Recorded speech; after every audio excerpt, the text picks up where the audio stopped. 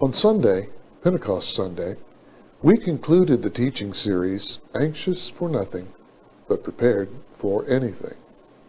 I closed the message by pointing to Jesus' great promise, the coming of the Holy Spirit, to help the church be the church. Luke 24:49, Jesus said, "Behold, I send the promise of my Father upon you, but tarry in the city of Jerusalem until you are endued with power from on high." Jesus told those first disciples, the ones who became the first church, to tarry, to wait in Jerusalem for the coming of the Holy Spirit. That's where the power comes from to be the church. That's where the power comes from to be an effective Christian. Then, in passing, I asked if you were discouraged by all the tragic news going on around us. Here we are in June, almost halfway through 2020, and so far, it's been one catastrophic event after another.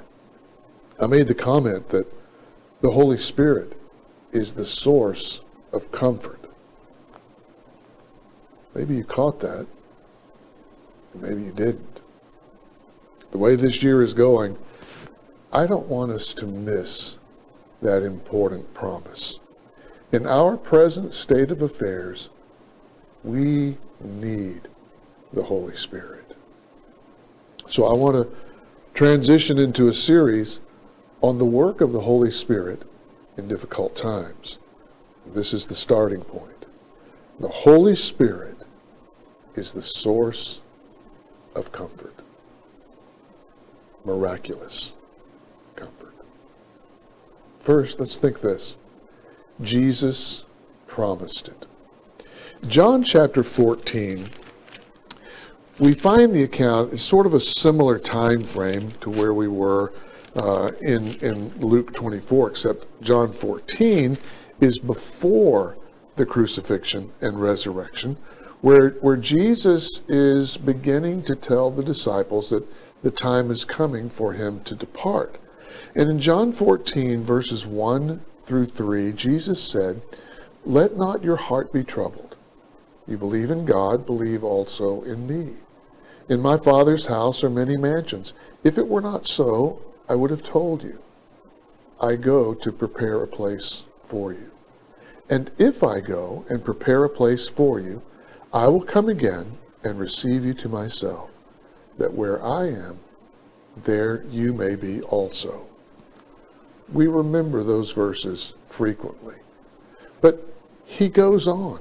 Skip down to verses 15 through 17. Jesus, continuing, says, "If you love me, keep my commandments, and I will pray the Father, and he will give you another helper, that he may abide with you forever, even the Spirit of truth, whom the world cannot receive, because it neither sees him nor knows him.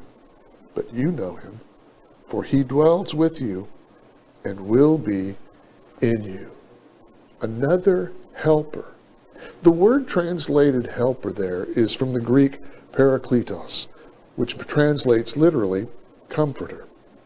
And then in John chapter 16, verse 7, Jesus actually told them, he says, "Nevertheless, I tell you the truth, it is to your advantage that I go away, for if I do not go away, the helper will not come to you. But if I depart, I will send him to you." Do you catch that? Jesus is actually telling them, it's to your advantage that I go away. For if I do not go away, the Comforter will not come to you. Consider that. Jesus in the flesh with these disciples for 3 years, many years longer for some of them, but for 3 years of public ministry, Jesus walking with them by their side, being their counselor, their friend, their comforter. And now he's saying, it's to your advantage that I go away so that the Holy Spirit can come. Now, place ourselves in that context. If Jesus was with us in the flesh during these times of uncertainty, if he were walking right here among us during these times of uncertainty, it'd be awesome, right? I think it would be. But Jesus said it would be better for us when the Holy Spirit came. That's hard for us to comprehend. But he said it. Jesus promised it. Second thing I want us to look at tonight is that the promise was fulfilled. We mentioned this on Sunday, that as you finish the book of Luke and move over to the book of Acts, which is really just a continuation of the book of Luke, you find that the promise of the coming of the Holy Spirit was fulfilled on the day of Pentecost. And particularly over in Acts chapter 2, we have this account of the coming of the Holy Spirit in big time power. The power was so great and so unusual and so unexpected that people all around were questioning, what is this? What is this? And Peter answered that question with that amazing sermon that we talk about very frequently. 3,000 people got saved. I mean, thousands of people got saved on that first day or two. But that first sermon that Peter preached, I want to turn over to Acts chapter 2 and let you hear the words that Peter spoke when he was explaining what was going on. People were saying, what is this? What's going on?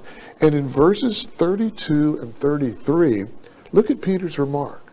He's talking about Jesus and the fact that Jesus was the Messiah, and they had put to death Jesus. Now look at this. Verse 32, this Jesus God raised up, of which we are all witnesses. Therefore, being exalted to the right hand of God, and having received from the Father the promise of the Holy Spirit, he poured out this which you now see and hear. The people are questioning, what is all this commotion? What is this crazy stuff that's going on here when the Holy Spirit came? What is this intense power that was evident? And Peter gives them the answer. Remember Jesus? The one that you killed, the one you crucified? God raised him up. He is now seated at the right hand of God the Father, and he has sent the Holy Spirit, and the Holy Spirit's coming is what you see and hear. So Jesus had promised the coming of the Holy Spirit. That promise was fulfilled in Acts chapter 2. And then I want to move over to the book of Romans, where we were just a few weeks ago, and remind us that the promise that Jesus made, Jesus promised it, it was fulfilled, and the promise was accurate. Jesus' promise was that he would send another comforter, that when he went away, the comforter, the Holy Spirit, would come.